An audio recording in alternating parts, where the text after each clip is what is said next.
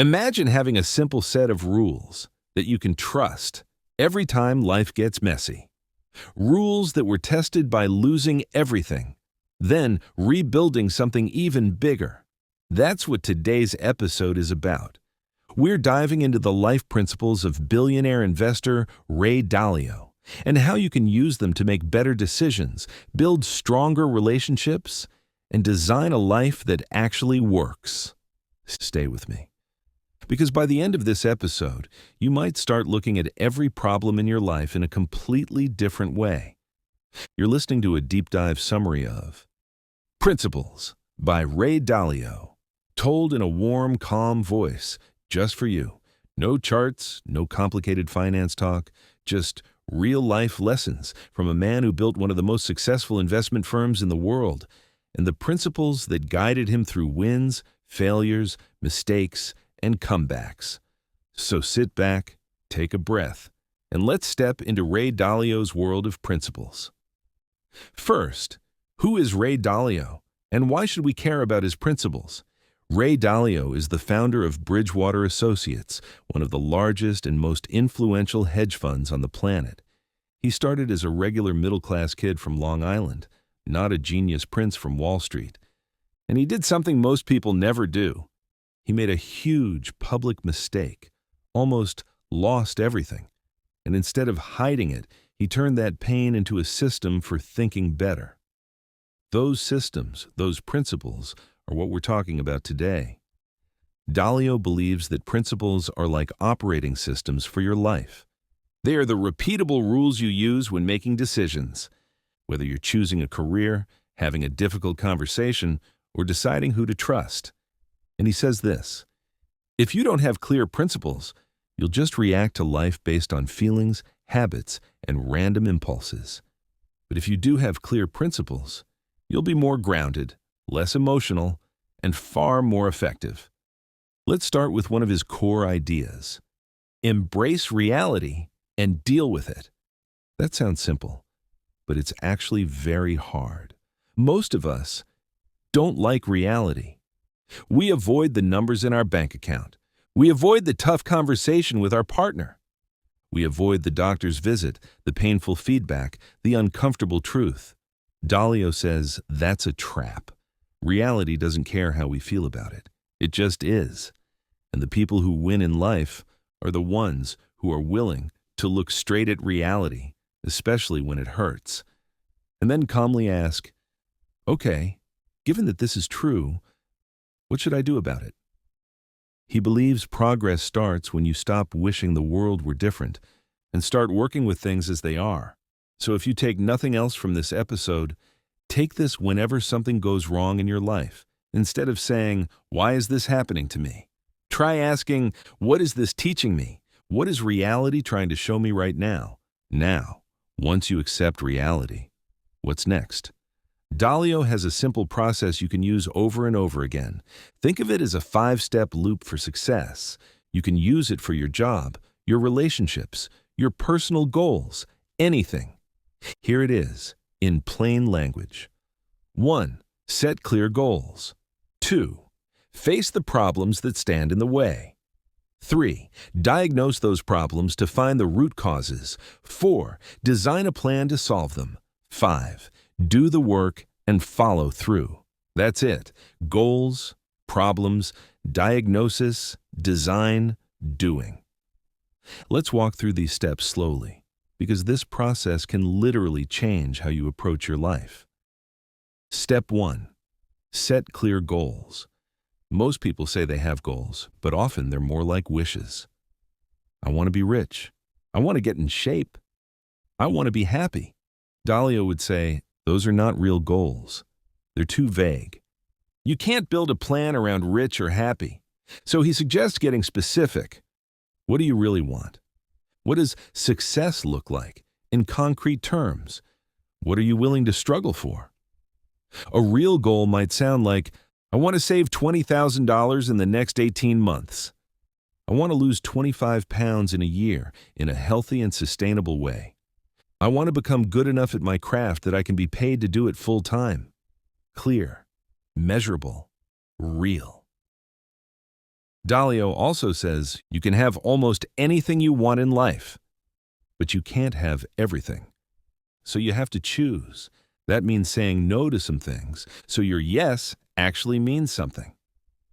Step 2. Face your problems. The moment you set a real goal, your problems will show up. If your goal is saving money, the problem might be your spending habits. If your goal is a stronger relationship, the problem might be poor communication or unresolved resentment. If your goal is a better career, the problem might be your skills, your network, or your work ethic. Dalio's point is, don't be surprised when problems appear. That's not a sign that your goal is wrong. It's a sign that you're actually moving forward. He suggests you treat problems like puzzles. When something goes wrong, instead of feeling ashamed or angry, get curious. Think, interesting, why is this happening? What is this problem trying to tell me? Step 3.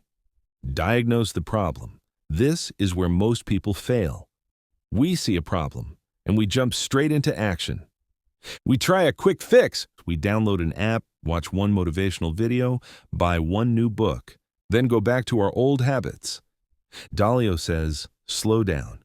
Before you act, understand. What's the real cause of this problem? Is it a lack of knowledge, a character weakness, a bad system, a pattern of behavior you keep repeating? For example, if you're always late on deadlines, is the problem really not enough time? Or is it poor planning, maybe fear of starting, or saying yes to too many things? Dalio encourages brutal honesty here. He wants you to look at yourself like a doctor looking at a patient, not to judge, but to diagnose. Because if you don't find the root cause, the problem will just keep coming back in a new form. Step 4. Design a plan. Once you know what's really going on, it's time to design a solution. Think of this as writing instructions for your future self. If your diagnosis is, I procrastinate because I'm afraid my work won't be perfect, then your plan might include breaking big tasks into tiny, easy steps. Setting a rule. I'll work for just 10 minutes, even if it's bad. Having a friend hold me accountable once a week. The key is, your plan has to be practical and realistic, not a fantasy. Dalio designed systems at his company that were so clear, other people could follow them without him. You can do the same in your life. Make your operating instructions simple enough that even your tired, stressed version of you can follow them. Step 5.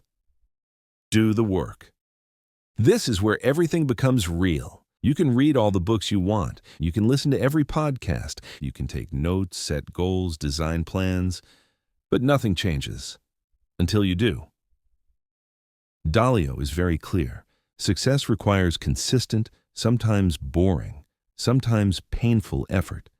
There will be days you don't feel like following your principles, days you want to avoid the tough conversation or skip the workout or swipe the credit card one more time. That's when principles matter most. They are your promise to yourself.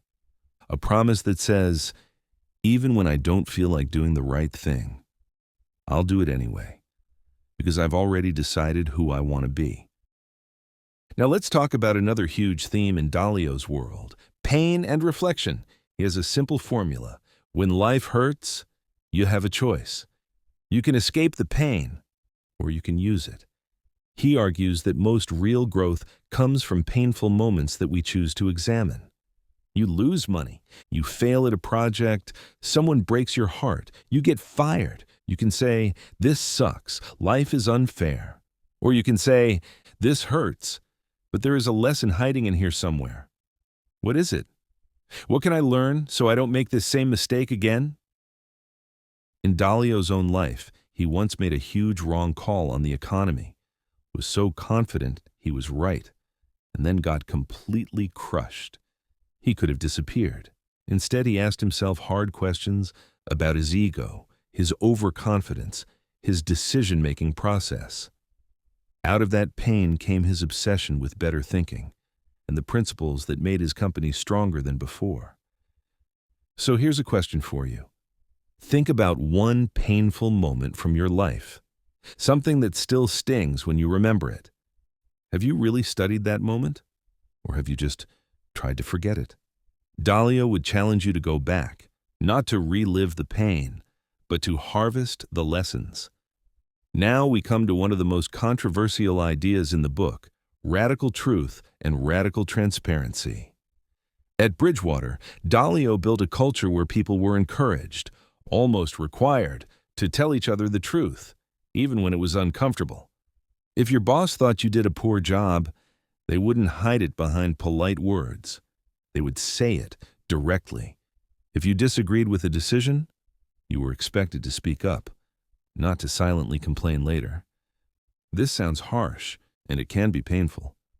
But Dalio believes that honest, open conversations are the fastest way to find the best ideas and to build real trust. He argues that most organizations and families are full of fake harmony. Everyone smiles in the meeting, then gossips in the hallway. He prefers real tension with real truth, over fake peace built on silence and secrets. Now, does that mean you should be rude or cruel?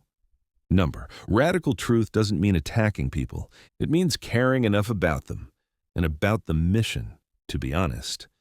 In your life, that might look like telling a friend, kindly but clearly, that their behavior is hurting you. Giving your team real feedback, instead of softening it so much that it becomes useless. Being honest with yourself about your weaknesses, instead of pretending they don't exist. Honesty can hurt in the short term, but it pays off in clarity, trust, and better decisions. Connected to this is another powerful idea: be radically open-minded. Dalio says, "You are wrong more often than you think." So am I. So is everyone. Our brains are full of blind spots and biases. We hold on to beliefs because they feel good, not because they're true. So he suggests a mindset shift. Instead of wanting to be right, want to find what's right. That means actively looking for people who disagree with you, asking them to explain their thinking, being willing to change your mind when the evidence is strong enough.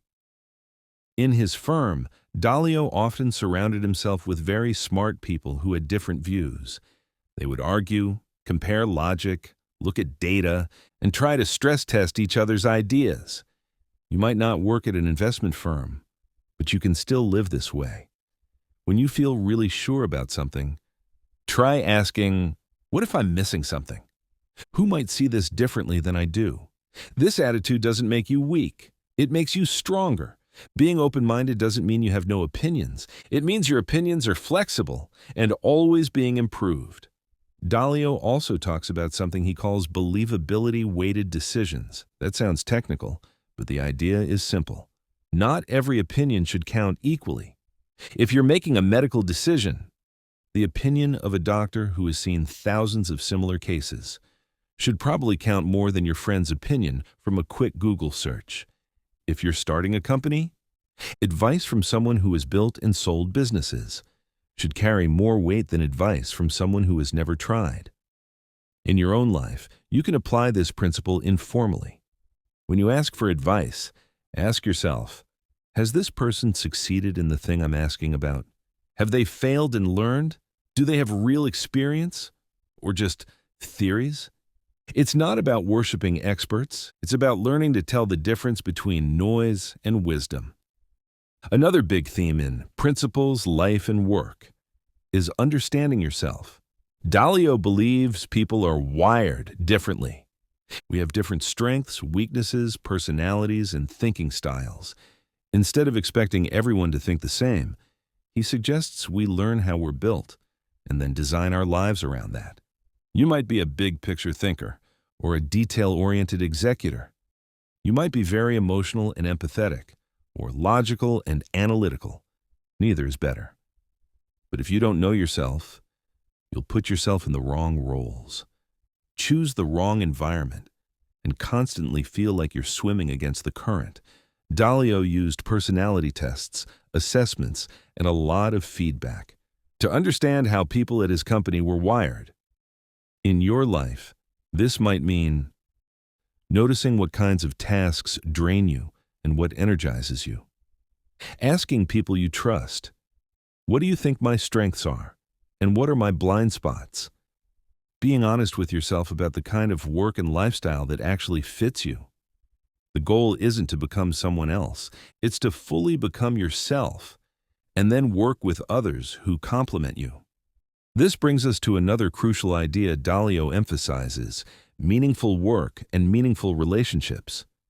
In his view, a great life isn't just about money or achievement. It's about doing important things with people you deeply trust and care about. He says the best moments in his career weren't just the big wins or the profits, but the feeling of being on a mission with a team of people he respected, pushing through challenges together. Think about your own life. Where do you find meaning? Is it in helping others, creating something new, solving complex problems, teaching, caring for your family? And who are the people you want beside you on that journey? Dalio's principles are not just about becoming more efficient.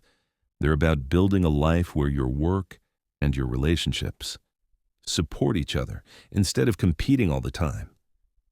Now, let's make this personal. How can you start applying some of these principles today, without running a hedge fund, without being a billionaire, without reading thousands of pages? Let's walk through a simple, practical reflection. If you can, imagine you're journaling right now, or just think it through as you listen. Step 1. Pick one area of your life, not all of them, just one. Maybe it's your career, maybe it's your finances, maybe it's your health, maybe it's a relationship that matters. Pause for a moment and choose. Got it? Good. Step 2. Face reality. Ask yourself, gently but honestly, what is actually true here? If it's your finances, maybe the truth is, I spend more than I earn. If it's your health, maybe it's, I sit most of the day and I don't move enough. If it's a relationship, it might be, we avoid tough conversations and we're slowly drifting apart. Don't blame, don't shame, just tell the truth. Dalio would say, that honest snapshot of reality is the starting point for any real progress. Step 3. Define a clear goal. What would better look like in this one area? Instead of, I want more money, try, I want to build a 3-month emergency fund. Instead of, I want to be healthier, try, I want to be able to walk briskly for 45 minutes without getting tired. Instead of, I want a better relationship with my partner, try, I want us to have one honest check-in conversation every week without phones. Be specific, real enough that you could almost see it on a calendar or in your bank account. Step 4. List your main problems. What stands between you and that goal? Is it your habits, your environment, your mindset, your knowledge? Write down a few specific problems. Maybe, I buy takeout 3 times a week. I'm afraid to ask for feedback at work. I shut down whenever there's conflict. These are your puzzles. They are not verdicts on your worth. They are opportunities for design. Step 5. Diagnose and design. For each problem, ask, why is this really happening? And dig deeper than the first answer. If you say, I buy takeout because I'm lazy, that's not helpful. Maybe the real cause is, I'm exhausted after work and I haven't planned anything to eat. Now you can design a solution. Meal prep on Sundays. Keep easy, healthy options in the fridge. Set a rule. On weekdays, I only order takeout on Fridays. This is how principles turn into real-world changes, not through magic, but through small, honest designs that match how you actually live. As you do this over and over, something interesting starts to happen. You begin to trust yourself more because you're no longer reacting randomly to life. You're following your own principles. You still make mistakes. Everyone does. But now your mistakes become data, lessons, inputs for your next design. That's what Dalio means when he talks about evolving. He doesn't just mean getting older. He means becoming a better version of yourself because you're constantly learning from reality. Before we move to the closing part of this episode, let's quickly recap some of the key ideas we've explored. in simple, human language. Have clear principles. Don't live on impulses alone. Embrace reality even when it hurts and deal with it. Use the 5-step loop: goals, problems, diagnosis, design, doing. Treat pain as a teacher, not an enemy. Practice radical truth and open-mindedness in your relationships and decisions. Weigh advice based on who has real experience and a proven track record. Understand your own wiring and build a life that fits who you are. Aim for meaningful work with meaningful people. These aren't just business ideas, they're tools for everyday life. Now, imagine something with me. Imagine it's a year from today. You've taken some of these principles seriously. You've written down a few of your own. You've faced some hard truths, made a few bold decisions, had some uncomfortable but honest conversations. You're still not perfect. You still mess up, but you're clearer, calmer, less thrown around by emotions and random events. When something goes wrong, you don't spiral as deeply. You think, okay, this is painful, but I've been here before. What is reality showing me this time? What can I learn? And how can I design a better response? That is a principled life. Not a life without problems. A life where problems become raw material for growth. As we come to the end of this episode, I want to leave you with a simple challenge and a small invitation. The challenge is this: today or tonight, take just 10 minutes to write down 3 principles you want to live by. Not Dalio's principles, not mine, yours. Maybe something like, I will tell the truth, even when it's uncomfortable. I will learn from my painful moments instead of running from them. I will choose long-term growth over short-term comfort. They don't have to be perfect, as you can refine them later, but start. Because once your principles are on paper, you can actually live by them. And here's the invitation. If this episode helped you see your life a little more clearly, I'd love for you to be part of the conversation. Tell me, which idea from Ray Dalio's Principles, Life, and Work hit you the hardest today? Was it facing reality, treating pain as a teacher, designing your life like a system, or being radically honest with yourself and others? Share your thoughts in the comments. Write one principle you want to live by this year. If you found value here, hit like, subscribe, and share this episode with someone who's trying to redesign their life, someone who's in the middle of a painful moment and needs to hear that it can become the start of something better. Thank you for spending this time with me, for being open-minded enough to question your habits, your reactions, and your default settings. Remember, you don't control everything that happens to you, but you can control how you respond and the principles you choose to live by. One decision, one principle, one honest step at a time. Until next time, stay curious, stay honest, and keep building a life that truly works for you.